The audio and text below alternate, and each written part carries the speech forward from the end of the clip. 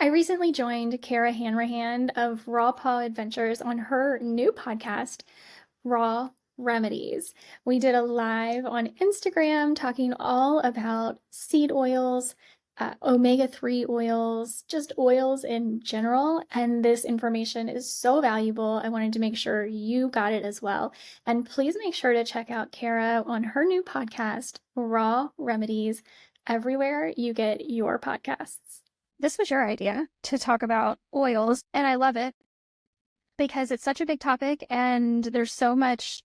I think right now, people are so used to, one, in the US at least, politicizing everything and just taking such a strong stance and like not budging that people aren't willing to learn, right? And so I hate that food has become politicized, but that's where we are today. And so hopefully my goal is to just completely talk about the facts and try to leave politics out of this because, politics has no business in food. Like, literally every single one of us needs food to survive, to like continue to live on this planet every day. Like, yes, we do not need to be bringing politics into this. I'm going to take a drink because my throat is like, oh, I don't know what's going on. Sip, girl, sip. So, no, I agree. So, no, it's really frustrating. We tend to joke in medicine, like, this is the hill that I'll die on, right? And people will stick to their guns until they're blue in the face, even if they turn out to be wrong. And what's really frustrating about it is you can be presented with I'm going to use air quotes here for people who are listening and not watching, but you can be presented with the evidence. But where did that evidence come from? How was the study run? Was there bias? Was it cherry picked? Who funded that study? Was it a third party, small company or a business, or was it a huge multi-million-dollar pharmaceutical company? And so it just makes it really difficult. And then a lot of people don't even read beyond an abstract. So let's say you're reading a study and you just read the abstract, which is kind of that beginning paragraph. If anybody's ever opened a study, right? It's the first thing that comes up and it's a summarization.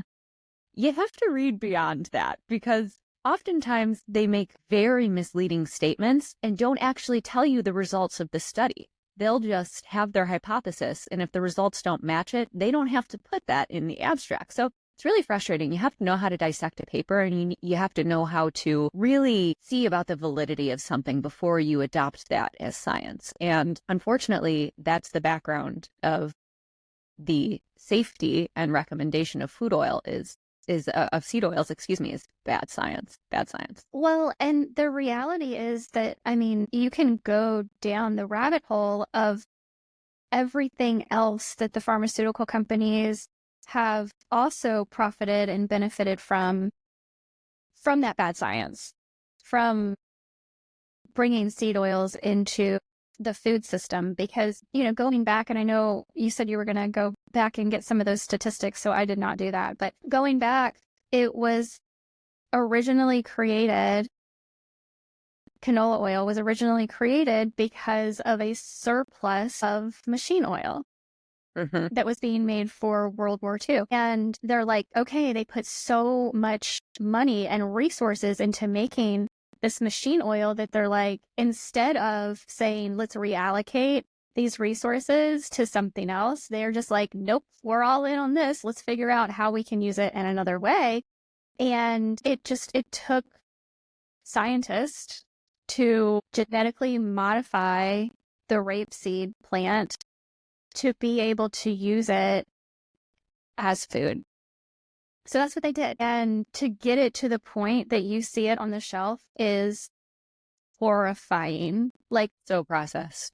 Literally, it will disgust you to the point where I think we have been conditioned that we get horrified about something and 10 seconds later we've forgotten about it, right? But like, go watch the video. Go watch videos on how it is made, because literally the chemicals they use to make this are carcinogenic. They're horrible for us, and they claim that those chemicals don't survive into the final product, but I don't know about all this. And rancid, it's all rancid, 100%. Like you cannot get a seed oil that isn't rancid. And one of the things, who was this that somebody just said, Millie's Raw Life.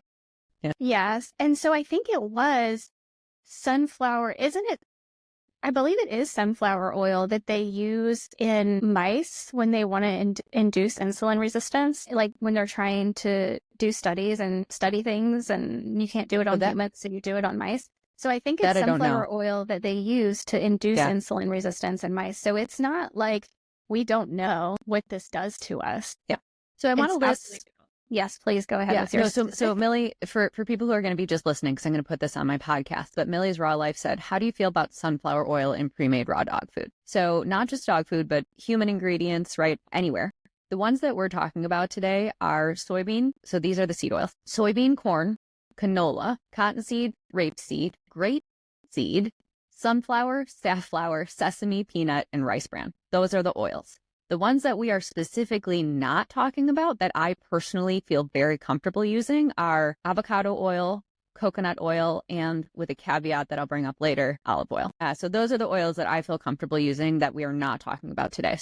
But the ones that I listed, including Amelia's Raw Life sunflower oil, is a big no for me. Yeah, and a lot of brands do use it to balance out their recipes, and it's like, you have to always balance the risk and reward in everything that you're doing for yourself and for your pets.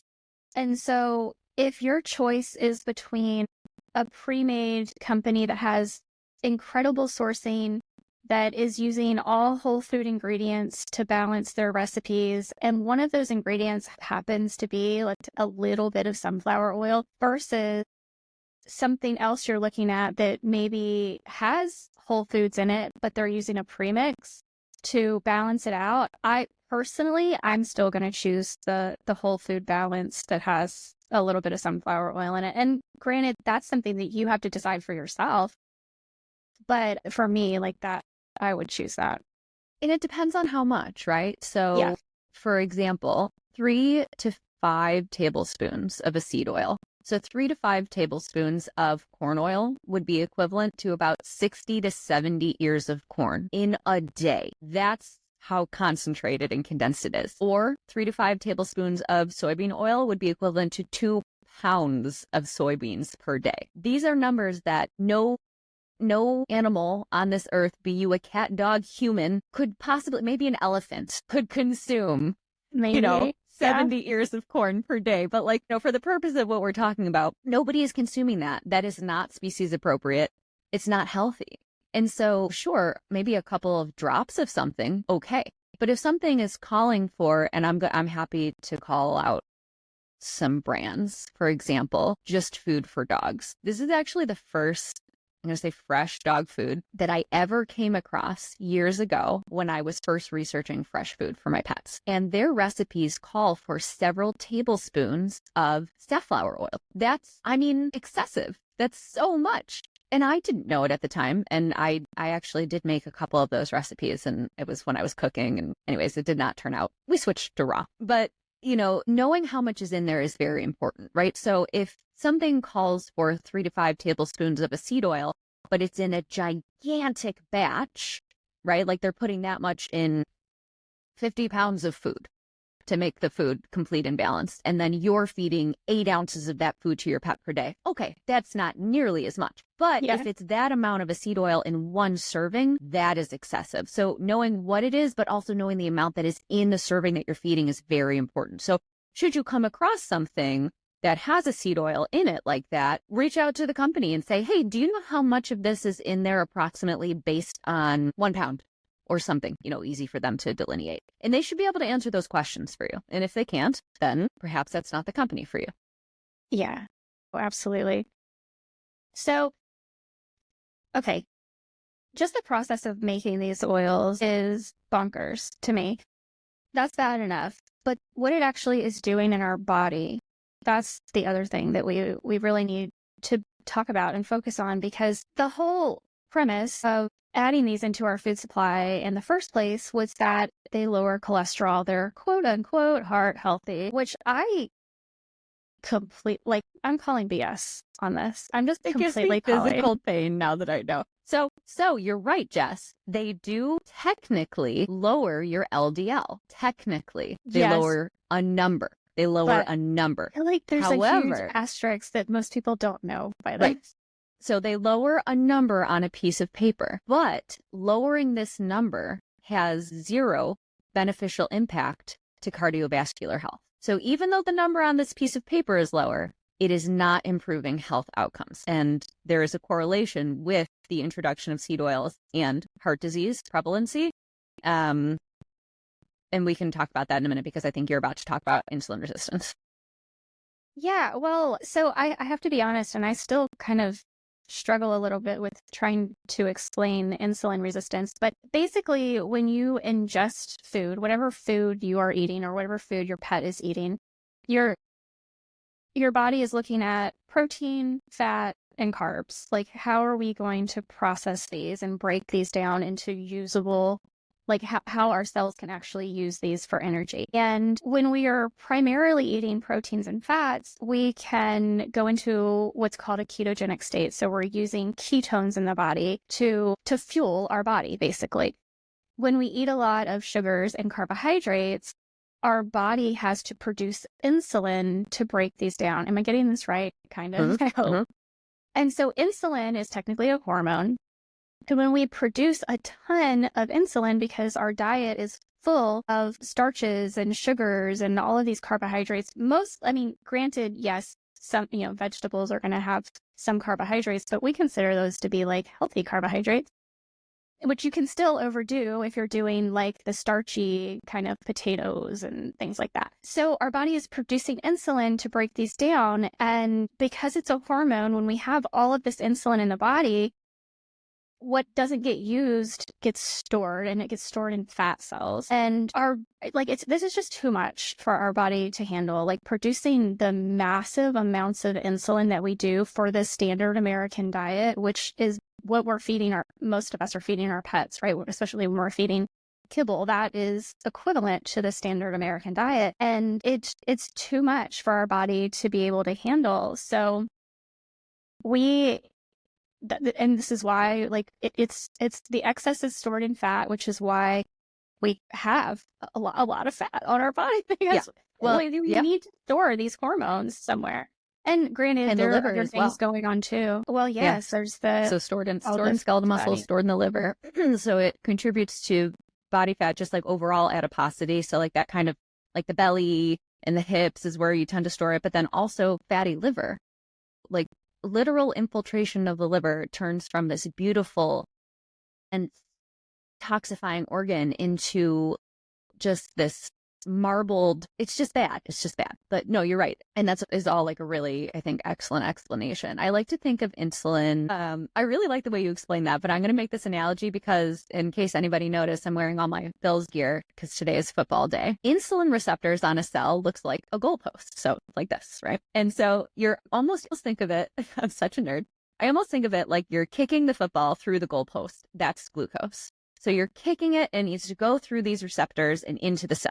The problem is, if you're constantly bombarding your poor little goalpost, Millie's Raw Life, go Bill! If you're constantly trying to kick football after football after football through these goalposts, it's going to collapse. And all of a sudden, you can't get it into the cell anymore. It gets desensitized and it's exhausted. Because we don't want glucose in the bloodstream. We want it in the cell, drive it inside, because that is what is going to help feed our mitochondria, which produces our energy, which is what we need to live. And so that's the big problem with this insulin resistance, is it just gets so desensitized that you can't do it anymore. It's like if you live next to a thruway and you always hear the vehicles passing by, after a while, you don't hear it anymore. It just disappears. It's that sound dissociation. And then a friend comes over and they go, "Oh my God, it's so loud here. How can you stand it?" And you're like, "I didn't even hear it anymore." That's what happens. That's insulin resistance. And it's a huge problem. And these seed oils contribute to that. They do. And we were asked who asked this? Oh, Millie's Raw Life, about the inflammatory nature of seed oils. And I think talking about the inflammatory nature of seed oils actually is also a good segue into fish oils, because I think that's what most of us think of omegas for is reducing inflammation. But exactly what Kara was just explaining, like when our body is over, so there's good stress and there's bad stress. How do I want to say this? There's good stress, there's bad stress. And a lot of us think of like omega-6s, for example, which seed oils are very high in omega-6s. They actually, because of the high heat processing that they go through, they're oxidized and they create trans fats. So all of this is very, very inflammatory in our body. So when we think of inflammation, we think of like omega-6s because that is the responder that's helping the body create inflammation. And inflammation is not always a bad thing. So you get a cut, right? You get a cut or a broken bone or something, and your body is going to create inflammation in that area because, yes. Proper wound healing, inflammatory cascade, right? Your cut's not going to stop bleeding unless you activate your inflammatory cascade. Yeah. Yes. So you need it. Which you just don't is need why excessive amounts. Yes. So we do need omega-6s because that is what that's producing the inflammatory, that's helping produce the inflammatory response in the body. So they are necessary. We don't want to demonize omega-6s. But when our entire diet is omega-6s, that's a problem. We have to balance out the omega-6s with the omega-3. And the standard American diet has little to no omega-3s in it. I mean, it's so bad. When we think about what we eat, just the amount of processed food we eat is insanity, like literal insanity, how much processed food we eat. But even those of us that try to eat as much fresh whole foods as possible, if we are not sourcing them properly, if we are not looking for grass-fed, grass-finished beef, if we're not looking at pasture-raised eggs, we're not, like, you have to be very intentional to actually get the omega-3s in your diet unless you're eating seafood, which we'll talk about in just a little bit. There are a whole other slew of issues. Its own host of problems. Seafood. So, go ahead. The rancid, so all of these seed oils are rancid. So they have to use deodorizers for us to even eat them. Like literally, if they didn't deodorize the seed oils, we would all open a bottle of canola oil and be like, my God, there's no way I could put this in my body. Yeah. So imagine what those deodorizers are doing to your body. Yeah.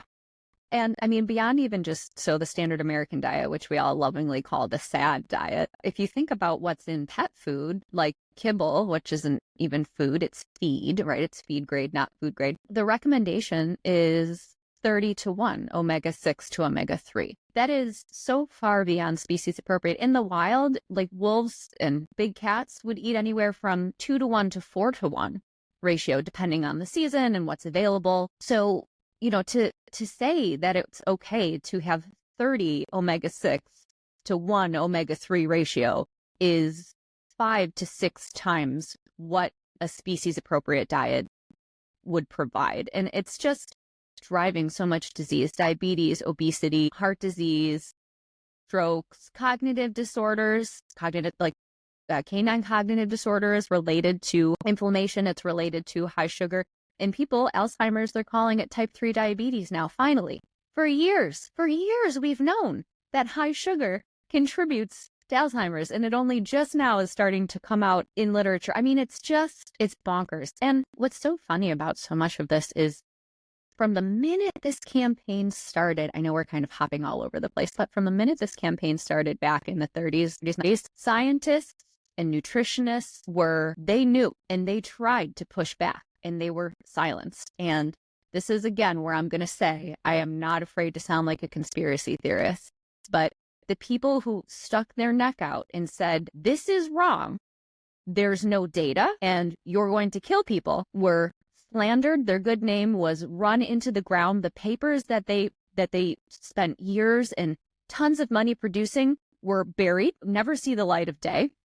That sounds and then their professional connections didn't want to be associated with them anymore because then they were at risk. When you spend hundreds of thousands of dollars and more than half of your life in school getting educated so that you can then become the educator for other people, and then you stand up for the right thing, and everything you have built for gets yanked out from under you, of course people stopped talking. And this is what happened. And I would strongly encourage people to look into a book, and I'll link it. We can link it in, oh, crap, I'm on my computer, I can't copy and paste it because I'm on Instagram on my computer and not my phone. But it's called The Big Fat Surprise is the name of this book. It's by Nina Teckles. Nina, I'm sorry, I don't know how to say your last name. But it's called The Big Fat Surprise, Why Butter, Meat, and Cheese Belong in a Healthy Diet. And it's all about the rise of seed oils, the scientists that were silenced, and the very, very poor studies that this was based off of when they integrated this into the nutrition recommendations in 1961. So The Big Fat Surprise. Yeah. Oh, I like it's on Audible too. Yeah, I love that. Free on Audible if you sign up for a free trial. But it is actually 10 years old as of January 5th, 2025, 10 years old. So we've known about this for 10 years, even longer, right? But people have been publishing books for years and years and years. And still, you can find seed oils everywhere you go. And you can find them in the stupidest things like your salad dressing or oat milk or bread. I mean, some of this bread is so processed now. Cereal. I mean, if you go out to a restaurant, last week, my husband and we went out to eat, and I saw roasted cauliflower on the menu, and I asked the server, I was like, excuse me, could you tell me what this is fried in? She's like, oh, I'll be right back. She comes back, sunflower seed oil. I was like, okay, no, thank you. You cannot get something fried at a restaurant without it being fried in seed oils, and that takes your healthy cauliflower into an unhealthy, pro-inflammatory appetizer. So it's just almost impossible to ignore because we demonize saturated fats, which is what humans existed on for centuries with no heart disease. Well, not only that, but literally, and you can correct me because I know you're the medical professional here, and you already brought up cognitive function and Alzheimer's, dementia, but our brain, the myelin sheath around all of our cells, all of the building blocks of our brain is comprised of primarily saturated fats. Yeah. So if we are not consuming saturated fats, then how does that survive? How does that exactly? That's the problem. Yep, that's the problem. And that's why cognitive disorders, I think, are becoming so much more prevalent, not just the sugar, but also the lack of healthy fat. It's tough. Yes, it is really, really tough. It's almost, and like we still eat out, but it's so much less than we used to because you can't. You just can't. Can't avoid it. You almost have to just be so intentional about, okay, we're going to quote unquote splurge, whatever, however often, once a month, and go to a restaurant and not ask these questions. You know what I mean? Yeah. Because you're just going to be disappointed. Yeah. Though I will say, one of the things that gets me so hard is that I think it's Paul Saldino that says that it takes 2+ years for your body to detox after eating seed oils. So even going once a month, I'm like, oh man, I really shouldn't do that. You know what I mean? And I go more than once a month, but still, I'm like, okay, there's another 2 years. Well, it takes a couple of years to have complete cell turnover Yeah. So it's not, I don't know that it's directly linked to, I had some ranch dressing when I went out to eat and got a salad and now there's some seed oils in me, and you know what I mean? But it's the overall cell turnover. So, I mean, you can see improvements if you cut these things out in just a couple of months. For some people, if they're really sensitive and their diet was terrible, perhaps a couple of weeks. But to get 100% cellular turnover and almost start completely anew, it takes a few years. Yeah. But you absolutely can. Start whenever you start. I'm one of those people that for so long I'm I'll start on Monday, right? But why wait for Monday? That's what I've been trying to do lately is I keep seeing people talking about don't save that outfit for a special occasion. Do you have any idea how many pieces of clothing are in my closet waiting for some special occasion to wear that? And I'm I need to stop doing that. And I think that translates to don't wait for a special occasion to start making improvements in your diet and your pet's diet, because they all matter. Every tiny little thing that you do really matters and compounds over time. And so, kind of maybe take that inflammatory process and switch gears a little bit into fish oils if you're ready to go there, because oh my gosh, there's so much. And I will say most of what I know, I just have to give a shout out. Most of what I know and understand when it comes to omegas in general is from Judah Vital from Nordic Naturals. I had tried to learn so much before talking to him, and it just didn't stick. And he really like simplified things and made things sound so easy. I probably shouldn't say easy because it's still difficult. It is difficult. We just live in a world that makes things difficult for us as far as finding clean sourcing and finding like the truth, basically. Like everything is so hidden in marketing that it can be really hard to, even if you're not paying attention to the front label packaging, whatever you're looking at, and you're turning it around and looking at, you know, the ingredient list or whatever, it can still be really, really hard to be like, okay, I trust and believe that this is going to be beneficial or not to my body. And so with fish oils, or let's just say omegas in general, we earlier said, don't demonize omega-6s. We do need them. And in fact, the requirement or what we're shooting for is actually to have more omega-6s in the diet than omega-3s, but to keep them in check. So as you were saying, the 30-to-1, which I think is on the kind of low side for a lot of pet foods, kibbles. Okay.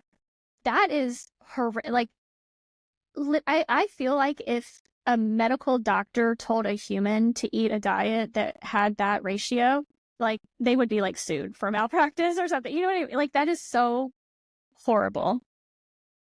Yeah, it is unintentional. People don't know. People don't understand. They don't know. And doctors don't know. Nurse practitioners don't know. We don't know. I went to school for a really long time. And guess how many hours of specific nutrition training I received?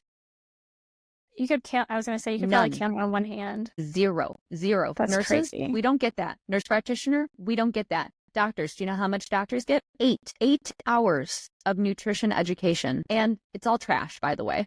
And they talk about like lipid profiles and checking lipid profiles, and they tie all that in there, and it's actually incorrect information. So what they're being taught is also wrong because it comes from up here. And I mean, it's just so hard. And maybe just to give like a quick tie into current events so that people don't think I'm just a crazy person spouting nonsense, but probably a lot of people have heard that red dye number 5, finally a law has been passed to remove it from foods, right? They have 2 years. Companies have 2 years to remove these from their foods. But we've known for 30 years, that it's carcinogenic. It's linked to cancer. So we've known for 30 years. Finally, in 2025, we said, hey, time to yank it, but we're lenient. So you have until 2027 to actually remove it from your product, right? Well, like how? But not only that, they still have the GRAS process that generally recognized as safe, right? So that is still in play. And how all of these artificial dyes have been used for so long to begin with is through this generally recognized as safe system. And so just like what happened, we were all thrilled that Roundup had to pull glyphosate out of their product for sale, not for ag, but for us as, individuals to be able to buy. And what did they do? They just replaced it with 4 different chemicals that have been found to be like 40 times more carcinogenic than glyphosate to begin with. So, I mean, the same thing, in my opinion, and granted, this is really negative, but this is just what they have shown us that they have done throughout the history of the FDA, is that they will probably just alter it chemically very slightly, call it something else, and put it right back through the generally recognized as safe system. Yeah. Well, because it's all about the money. It's all about profits, and it's all about who owns what. And if you're ever questioning what you can use, look and see what who owns your company. I got really excited last month because I found some tallow, beef tallow at Sprouts, which is like a healthy food market near me. And I was like, oh my God, tallow, I'm going to get this and cook with it. Brought it home, used it, kind of was like, this seems a little bit weird, smells a little bit clinical, like it's really white, like whiter than I would expect it to be. Cooked with it, didn't love it, looked them up and found out that the company is actually owned by General Mills. Yeah. So this was a small independent company, and then they were bought up by General Mills. So I went on their website and I started looking through their reviews. And if you go back 4 years, the reviews are amazing. Once you get to 2 years ago, when they got bought out, all of a sudden the reviews are saying like, it looks different, it smells different, it tastes different. Well, that's when they were purchased. Soon as you get purchased by an MLM, multi-level marketing company, a billion-dollar corporation, which, by the way, there's only like, 15 of them that own 90% of all the processed foods in America or something like that. It's crazy. The quality takes a nosedive. All of the things that Jess said, plus know who owns your company that you're using, because it might not be them anymore.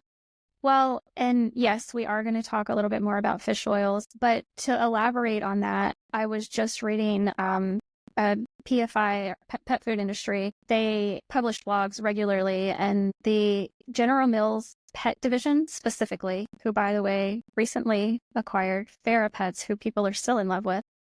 So General Mills 2023 quarter four profits to 2024 quarter four profits declined 4%. Meanwhile, like their sales, I'm sorry, not their profits, their sales. The sales from quarter four in 23 to 24 decreased 4%. Meanwhile, their profits increased 9%. How do you do that? Unless you are seriously cutting the quality of the products you're putting out for sale. Yep. You either cut the quality or you increase the price, but people would be shouting to their rafters if they significantly increase their price. Yes. So, yeah. I hate it. Both, probably, but, yeah. Anyway, so yes, fish oils, or omega-3s in general. Omega-3s in general. So one of the things, and I think, because there are still people out there who are looking for alternatives to fish, to any sort of marine-based omega-3s, and for good reason, because humans pollute everything. Yeah, humans. Oh my gosh, we ruin everything. So we have to worry about microplastics. We have to worry about mercury and lead and cadmium, and we have to worry about overfishing, and we have to worry about species that are on the bridge of extinction. Like, we have to worry about so many things when we consider fish oils. So it makes sense that people are like, how else can we get omegas into us, right? So I'm going to say this wrong. I want to say linoleic, but Judah says linolenic, so I'm not sure which way it is. ALA, alpha linoleic acid. That is what is considered essential. EPA and DHA are considered necessary. And so a lot of people will still look at things like flaxseed oil and say it has a lot of ALA in it.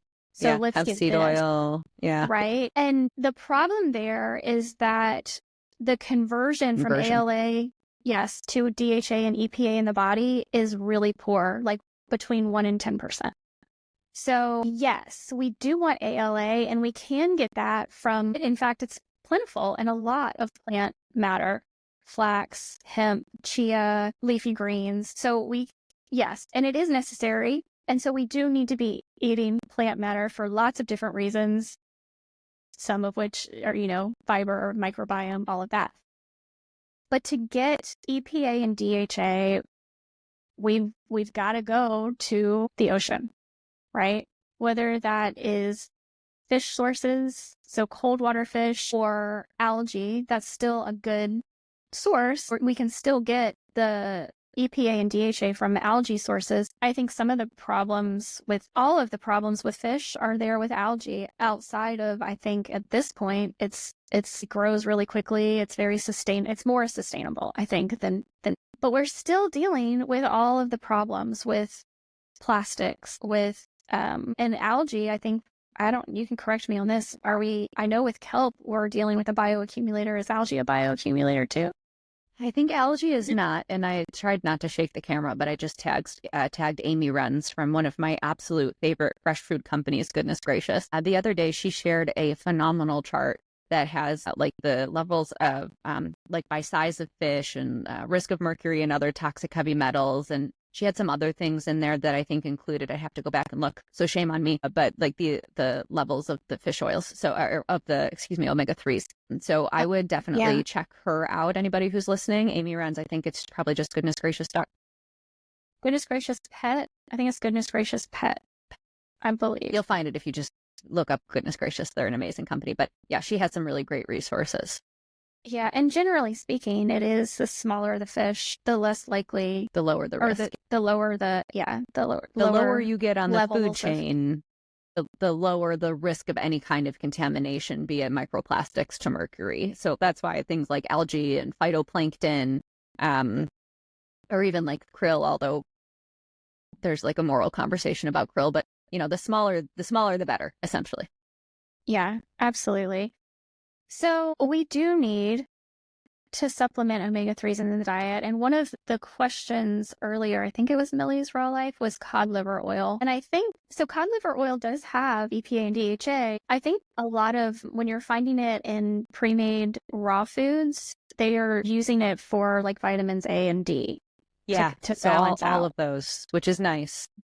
Yes. So yes, you're going to get the added benefit of omega-3s, but they're probably not using enough to give you like any real amount of omega-3s. I think with any pet food, even if you're feeding a pre-made raw, they are like, yes, a lot of them, some of them do have pretty decent levels of omega-3s in them because of how they're sourcing. And since we're calling out brands, Green Juju is one of them, that they have pretty decent levels of omega-3s.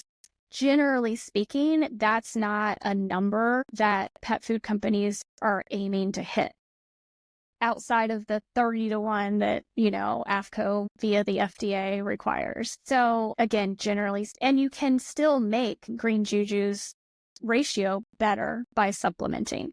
So like there's room in, because they're not using any fish currently in any of their current recipes. They're not using any fish because their current food line that they have is geared towards dogs with lots of food sensitivities and allergies. So there's no marine life. Well, no, I'm sorry, that's not true. They are using kelp. So you do have to, that is a concern for some dogs, but I don't know. Is there any, I don't know. I would have to go in a pet food store and look to see if any fresh food brand isn't using kelp to balance. But that's a whole other thing. Yeah. So yes, so supplementing omega-3s to offset omega-6s is important for us and for our pets, no matter what you're feeding. And knowing what that omega ratio is in the pet food that you're feeding, if you're trying to reach a certain ratio for your pet, that's not something that is on the packaging. You are going to have to contact the company about it. Green Juju posts theirs, which is why I happen to know that they have pretty decent ratios in their foods. Most pet food companies don't post it because, one, it's not required and most people aren't asking about it. And you have to test. It costs money to test. And I know that Green Juju does test theirs, but every time you send a sample, it costs a lot of money. It does. It really does. So the brands that do it, it's not for any other reason than they actually care about the product they're putting out for your pet to eat. So we do want to get, as Kara mentioned earlier, closer to that 1 to 4, or yeah, I always get it backwards. It's the omega to omega-6 would be 1 to 4 for pets. And I think it's like 1 to 5 for people, but I mean, like 5 or 6. Yeah. Yeah. It's so close that like, whatever, just keep it all the same. In my head, I'm just keep it all the same. But so if you're actively trying, like if you were spreadsheet feeding, bless your heart, but if you were spreadsheet feeding and you're trying to get that exact ratio, you need to know what your food is and then look at your supplementation on top of that. But yes, it's the EPA and DHA that we're looking for. Anything that you're buying for an omega-3 supplement, what you care, these are the things that you should care about. They are sustainably fishing, right? That's something that I hope you care about. They are third-party tested for what's in it and what's not in it. So for efficacy, or I don't know, what's the word I'm looking for? So that you know what the actual levels of EPA and DHA are, but you also know what the levels of things that you don't like are. So the mercury and lead and things like that.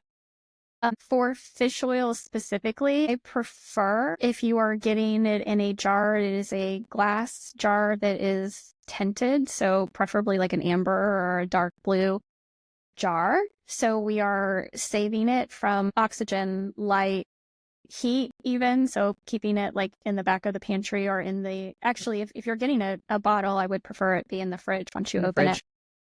And then no pumps. Yes. If you're using pumps, you're adding air. You're oxygenating it. Mm-hmm. So it's going to go rancid faster. I actually, for small dogs especially, prefer just getting gel caps and puncturing those, because I just don't think you're going to be, like, you get a jar. I don't know that you're going to be able to go through it fast enough with a tiny dog. Somebody like you with like 4, I don't know how many dogs you have right now. Many. Big dogs, you're going to go through it, quick enough that's totally fine. Just grab a big jar and put it in the fridge. Somebody like me with one 14-pound dog, like, I'm probably going to wind up throwing the last quarter of that jar away because I don't want it in the fridge for more than maybe 3 months at most. So those are some of the things that you want to look for. Do you have, I feel like there was more and my brain just went dead. So maybe you know of more. No, I mean, everything you said, right? So like the tinted bottle, the smallest bottle, refrigerating it, or a gel cap, which then you don't have to worry about oxidation, because remember, every time you open it, or if you put a pump in there, every time you open it, you're exposing it to air. Air equals oxidation. I mean, whatever is on top is going to be exposed. So, but if you have a pump, like, that's going all the way to the bottom. So I just don't love that. Millie's Raw Life said, how do you feel about a fish oil versus whole food sources of omegas? I am 100% all of the time going to choose a whole food first if I can. And I'll tell you, it's also usually cheaper, because when you're buying a supplement, you're paying for some kind of processing, right? Somehow it has to be processed. I absolutely cannot afford to buy a fish oil for my dogs. I buy a gigantic 50-pound bag of sardines once every 3 months. They sit in my chest freezer, which is to my right, making a buzzing sound, which I'm hoping nobody can hear. And everybody gets a sardine a day. And I feel good about that. I think that costs like $150. So like $50 a month in fish for my 3 dogs, which collectively weigh about 250 pounds, versus a $45 bottle of fish oil that would last the 3 of them, maybe if I was lucky, 14 days, right? It would cost double the price. So but for some people, there's no choice. If you live on if you're landlocked, perhaps you don't have access to fish, or you do, but the shipping would be astronomical to ship it in dry ice, or maybe you have like a local pet store and you have just a small dog, like Jess has her Kimberly, her little doggy, and perhaps you could feed a freeze-dried fish, instead of having to get fresh fish, because the price is not that much, right? So it's all about what you can afford, what your sourcing is, and what you're comfortable with. And I think that just meeting people where they're at is really important, because I often feel so frustrated and guilty that I can't give my dogs and my cats everything I want them to have. I wish desperately that I could afford grass-fed, grass-finished meats and 100% pastured pork and chicken and turkey and 100% organic vegetables. And, there's always ways to cut costs somehow. Now my veggies are 100% veggie scraps, 100% veggie scraps, carrot peels, carrot tops, beet tops. And you get to do that because you have improved your diet, right? Right. So you're eating those, and now you have the scraps available for them. Yeah. And a lot of people don't even know how to eat right anymore, because we were not taught how, because the food pyramid is a bought chart. The companies paid money. Lucky Charms are better than eggs. Yeah, tell me more about how Lucky Charms are going to make you healthy. Oh, it makes me so mad. So yeah, the food pyramid is a joke. It's a crock of shit. Yeah. So you can't go by that. You can't go by what they teach you in school. You can't go by what your doctor is telling you to eat. So what the hell can you go by? I don't know. I'm going to just fall into a deep dark hole. I mean, I'm glad you brought up the freeze-dried fish, because that's what I do for my cats, is they get freeze-dried minnows. And so not only are they getting the EPA and DHA from the freeze-dried minnows, but they think they're just getting a treat, right? They're getting enrichment. It's good for their brain. They're chewing on it, so it's good for their teeth. Yes.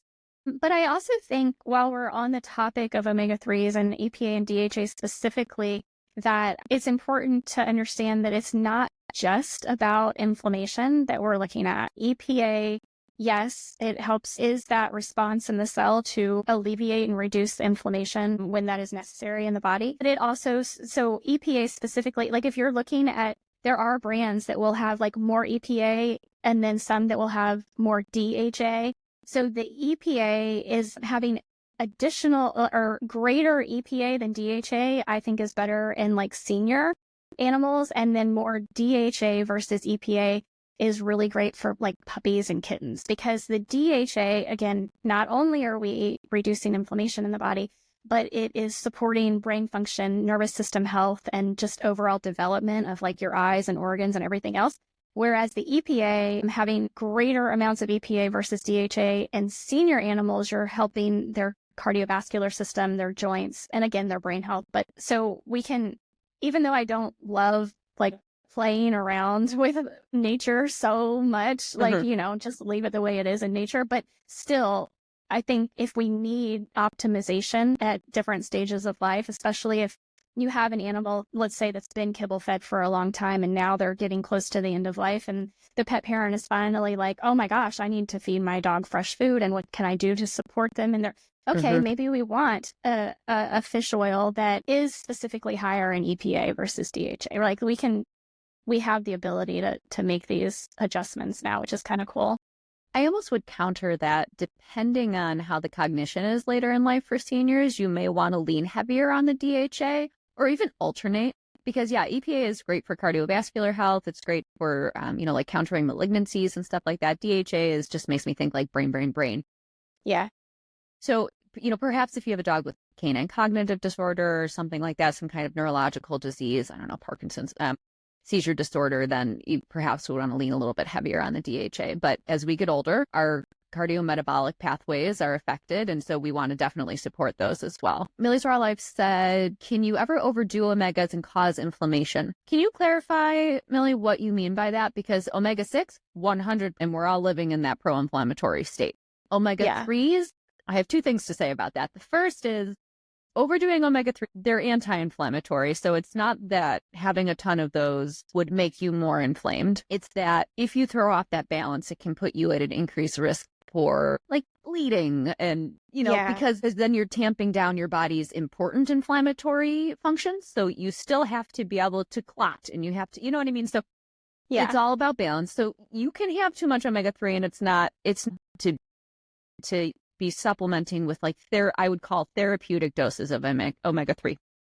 The caveat to that is if you have a ton of omegas, even if it's your good omega-3s, right? You have lots of ALA and EPA and DHA, they can get oxidized.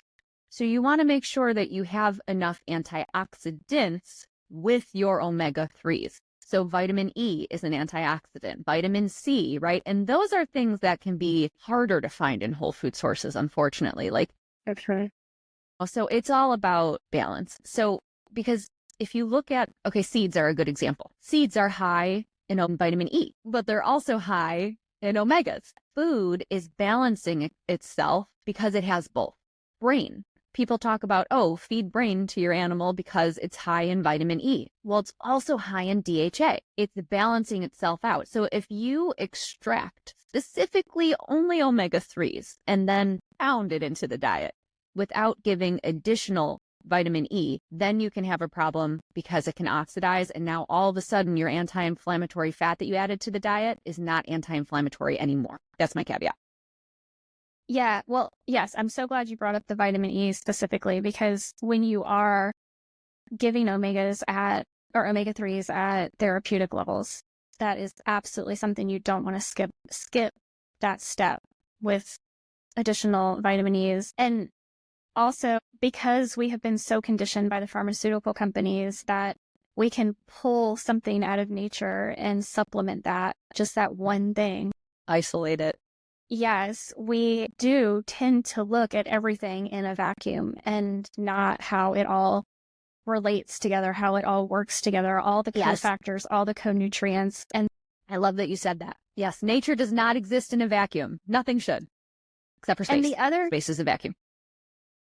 the other thing I would say about supplementing omega-3s is that we can't forget that this is still a fat. So if your dog is not fat adapted, you want to go slow.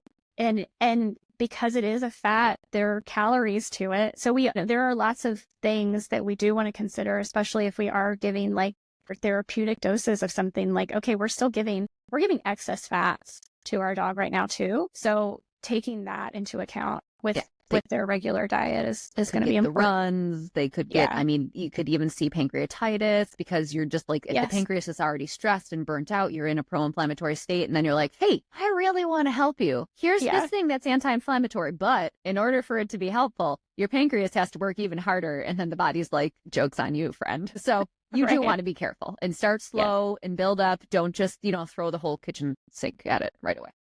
Absolutely. Millie's Raw Life is saying, do you recommend a salmon oil brand in a tinted glass bottle? I don't know about you. I personally don't generally recommend salmon oil to begin with. I also would not. It's a big fish. And if you're going to choose a fish oil, I would get the smallest fish possible. So sardine, anchovy. I mean, I don't know. The jury's out on krill because it's like not particularly sustainable. Peter Tobias has a calamari oil. So you could try that. That's small. I know Nordic Naturals has stuff. I don't know their pet line. I generally recommend Nordic Naturals. They have anchovy and sardine. I believe they have an algae as well. I'd have to double check that. What's it called? Adored Beast has it's not phytoplankton. It's something else. I have it. Oh, and I they can't even think of it. But it's not an oil. It's a Potency Omega-3. And I think it might be, I'm lying to people. I should check my facts. Check out Adored Beast Apothecary. They have an oil. It's called Potency Omega-3, but I don't know what the oil is. I apologize. Oh, Millie's Raw. I said krill ? Krill is like the teeniest, tiniest, littlest itty bitty fish. And it's what whales eat. And they have to eat massive amounts of it to stay alive, which is crazy that the largest mammal in the ocean eats the smallest fish. Yeah. It's the Adored Beast. The Potency is algae. Okay. All right. Gotcha. Yeah. But they have a powder that I have been using recently, and I can't remember what it is. I think it's phytoplankton. Phytosynergy. That's the name. Phytosynergy. I think I have some of that too. I've been using it for the dogs, but I think I'm going to start putting it in my shakes. But yes, so some resources, we'll link them as well. And then, just it's okay to question. And it's okay to do your research. And if you're not sure where to start, I don't know, ask somebody like us. We'll point you in the right direction. Because let me tell you, I make $0 doing this. This is not talking about this. Do you know what this does? This puts me right in the crossfires of companies that I just mentioned, like Just Food for Dogs. Or do you know who else? It puts stuff. Blue Buffalo has canola oil and sunflower seed oil. The Farmer's Dog, which is all over the commercials, including, I'm ashamed to say, the Super Bowl commercials. They use sunflower oil. Look, I am not mad at them insofar as that they have gotten to a point where they put fresh food feeding in front of the mainstream. Like, if that's what we need to do to bridge the gap, let's do it. And I will say their formulator, I'm disappointed with their formulator. He could have done so much better, but it is what it is. And, they needed to get a product out at a certain price point for massive amounts of people, and it's opening people's eyes. And so in that respect, I'm not mad about. But unfortunately, it's also creating problems. The amount of dogs that I've seen come to me with pancreatitis a few months after they started feeding the farmer's dog is high because it's full of starchy carbs and sunflower oil. And it's putting these dogs who existed for years on kibble and were already in a pro-inflammatory state in exposing them to even more inflammatory ingredients. And it's the greatest. But I am glad that it is at least making people look at the commercial and then go, perhaps there is another way. And then I just hope that they find their way to us, and then groups like, Dr. Judy Morgan's Naturally Healthy Pets, and, all of these different groups that are just really phenomenal and full of people who want nothing but the best for your pets. So it is raising the question. So that is important. It has to start somewhere. All right, guys. Thanks so much for joining us today. I will probably put this on my podcast at some point as well too. So Yeah, do it. I hope you guys enjoyed it. If you still have more questions, reach out to either one of us. And if I don't know the answer, I will find out the answer for you. That's the goal. Or have somebody on the podcast who can answer for you. So Exactly. If you don't know, you find somebody who does. and yeah, stop eating seed oils and stop feeding seed oil. Yeah, and stop eating and Oh, feeding no. seed oils. All right. Y'all All right, have a great everybody. rest of your weekend. We'll talk to you later. Bye. Bye.